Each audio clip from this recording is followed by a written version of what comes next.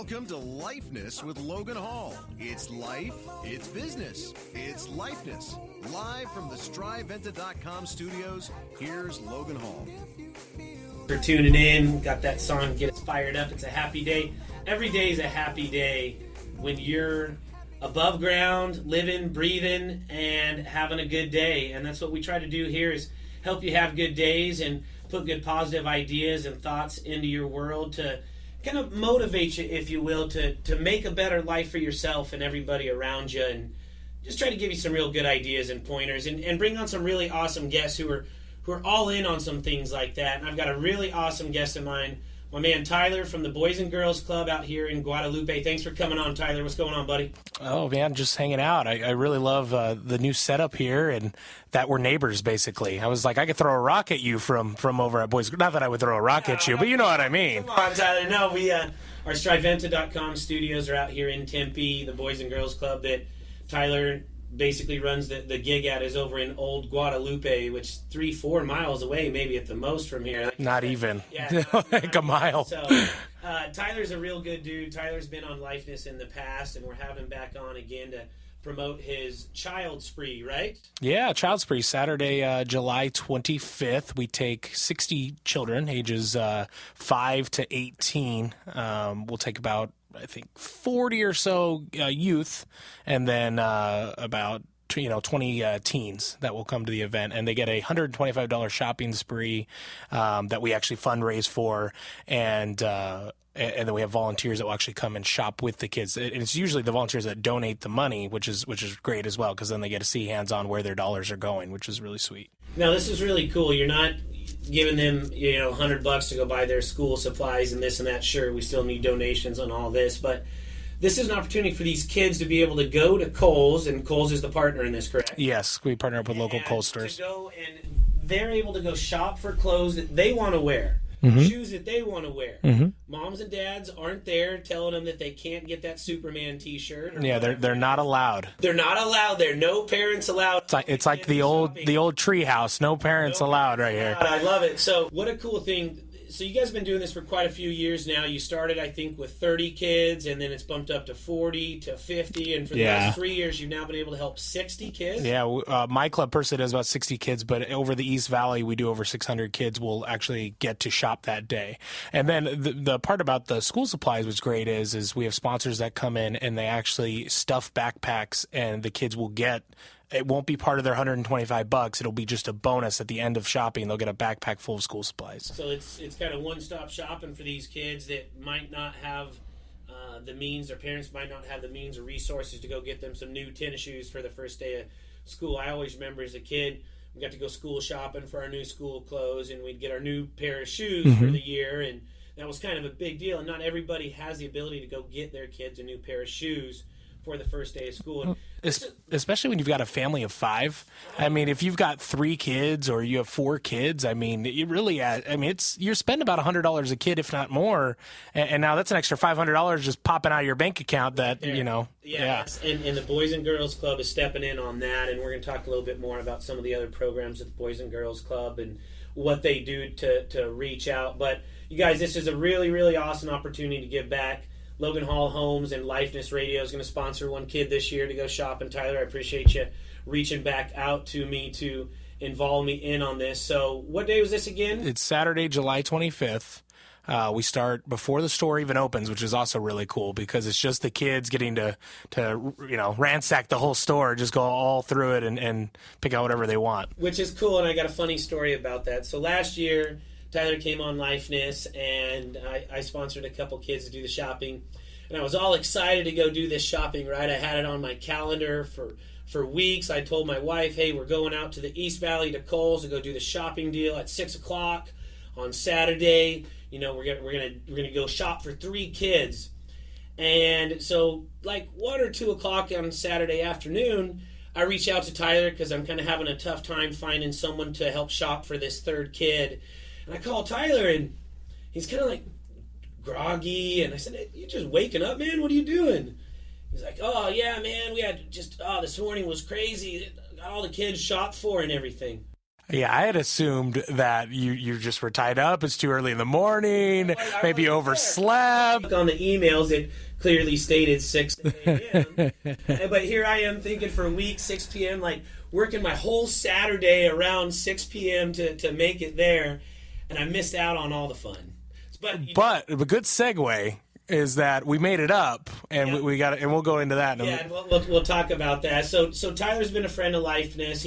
He knows that I'm all in, just like he is, trying to get back to our community. Now, let's share a little bit about Tyler himself and what the Boys and Girls Club meant to him growing up and how this kind of all started out. So I'm going to kind of let you take the lead on this. Just kind of share with all the listeners, Boys and Girls Club to you. And by the way, when I mean all in, this dude has a tattoo of the Boys and Girls Club logo. That never failed. When I got the tattoo, I never thought like it would bring so much attention. But anytime I go to conferences for Boys and Girls Club of America or things like that, yeah, I gotta lift the sleeves up or whatever. But he's also got an Arizona Cardinals tattoo. Oh, definitely. He's got a Ghostbusters. Please tell me on the Cardinals. You saw that video they put out yesterday. Yeah, but they're just all. This guy's all in though. Oh yeah, definitely. Now they think I'm ridiculous. I mean, but anyway, whenever I go to conferences, it's the first thing people want to see. That it starts going around. Oh, you're the guy with the Boys and Girls Club tattoo, and they want to take pictures. It's so strange. And then I was on a game show a couple years ago, and that was the biggest thing they wanted. They wanted me during the show at some point to be like, oh, yeah, check out my tattoo.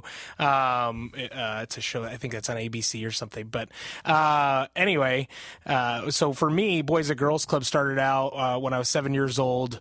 It was during the NBA Finals run that the Suns had.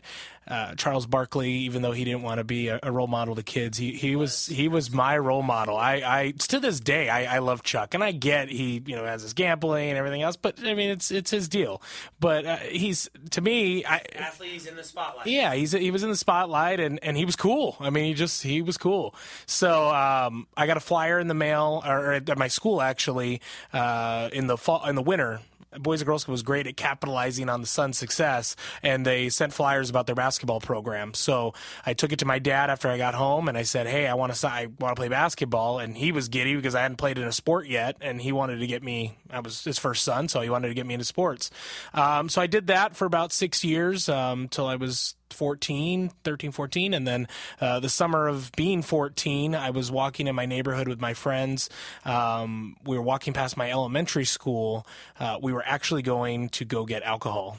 My parents had a nice liquor cabinet, and my parents were going through a crazy divorce at the time. My dad had found a mistress and things like that, and that's the one thing I stress at Boys and Girls Club. It's for everybody. A lot of people think it's for the bad kids or it's for the poor kids, and that's not the case. I mean, my family did very well for themselves. I could never complain about the roof that was over my head or the food that was on the table. But every kid has their own problems. Kids may be shy. They may have issues at home with parents, siblings, whatever. But every kid has something that they go through. And with me, that was my situation. So we were walking, a big group of friends that I had. We're going to go cause some trouble. We're going to go cause some trouble. And a Boys and Girls Club van pulls into my school parking lot. And I was wondering, I'm like, what? That's strange. Like, why are they pulling into my elementary parking lot? And the director at the time, which is what my position is now, I'd always seen him at the basketball games. I was a kid. I never understood what his position was. But he rolls down the window and asks me what I'm doing, and you instantly have that, like, reaching in the cookie jar when mom tells you not to reach in the cookie jar, feeling of guilt come over me. And so I told him, me and my friends are just hanging out, and I kind of turned my face aside, and he goes, well, meet Christina. She's the site director. We're actually running a satellite program out of your elementary school during the summer as a way to reach kids on this side of town, because my Boys and Girls Club that I played basketball in was in downtown Gilbert, and I lived in East Mesa, which was, power and baseline.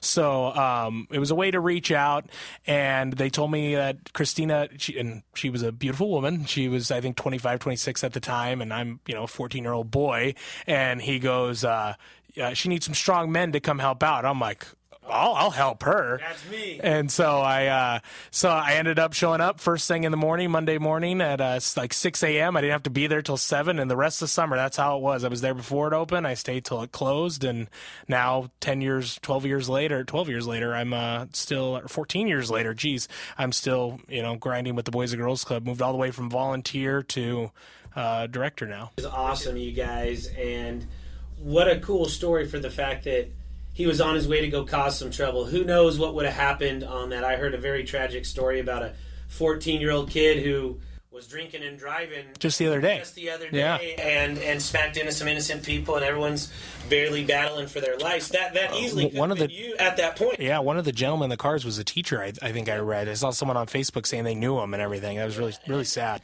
And all of a sudden, the Boys and Girls Club, the van pulls up. It was definitely like a movie. I mean, that's seriously, or a TV sitcom or something. The van would pull up and the door would pop open and the smoke comes out or whatever.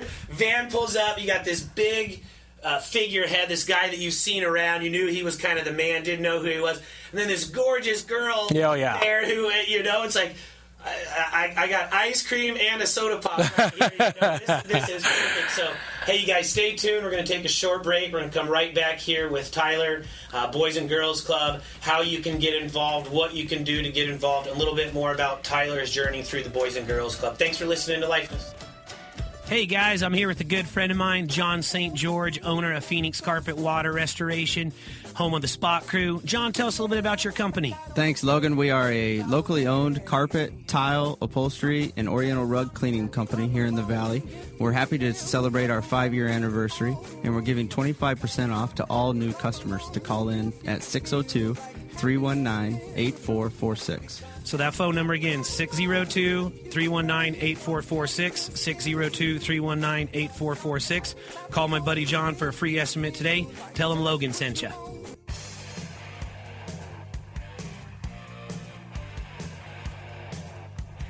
All right, and we are back, and thank you for that short break. Staying tuned from our sponsors. Again, if you'd like to be a sponsor on the show, reach out to me through Facebook or give me a call, 602-908-2188. We are talking Lifeness, and we got a good dude on, my man Tyler from the Guadalupe Boys and Girls Club. And we were just talking about how he kind of came up through the Boys and Girls Club and the, I guess, moment that was supposed to happen when the Boys and Girls Club van pulled in front of you at your school as you're on your way to go cause some trouble.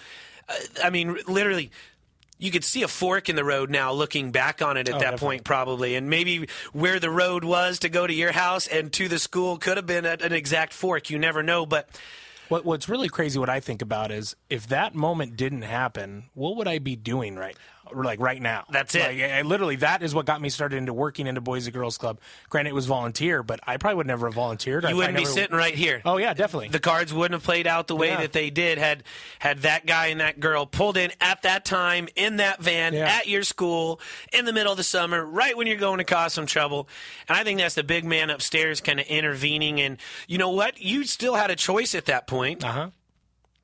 But you had at least enough good parenting in you and some good friends around you and enough solid Tyler inside of you to say. No, I think the friends were the poor influence. Okay. They were the ones trying to get me to do it. Benny and Mike, those guys aren't doing good things like you're doing. But you had enough in you. God stepped in and said, all right, you need to go this direction, Tyler, and look at where you are. Now, let me ask you a question. I'm stumping you. I'll probably stump you on this. Over the years that you've been involved in the Boys and Girls Club, how many kids personally do you think that you've been able to come in contact and reach throughout that? I mean, do you have 100 kids a year come through as a class, ballpark? You're in the thousands, I'm sure. It's definitely in the thousands. I've worked at 4 clubs. I started at Gilbert, then I went to Mesa, then I went to Chandler for a couple of years, and I went to now in Guadalupe. I worked at every site for at least 4 years or so, except for Gilbert. But you meet like 200-300 kids during the summer, then you meet about another 200-400 kids over the course of a school year. So I would say it's easily 3,000-4,000 kids that you come in contact with. Cool, Tyler. And I'm the worst with remembering names. So that's one of those things that it's like, because you meet so many kids, it's like, oh boy, if you don't have that personal relationship, it's so hard to, and it's tough because there's so many of them and there's one of you. So they're always like, hi, Tyler. And you're trying to like, ooh, what's their name? And trying to like plan it in your head. Man, many kids. Then you see them. I mean, I saw one a couple months ago at a graduation. She was 8 years old at the Mesa Club, when you first met her. 10 years that's ago. Crazy. And she said, hey, Tyler, you don't remember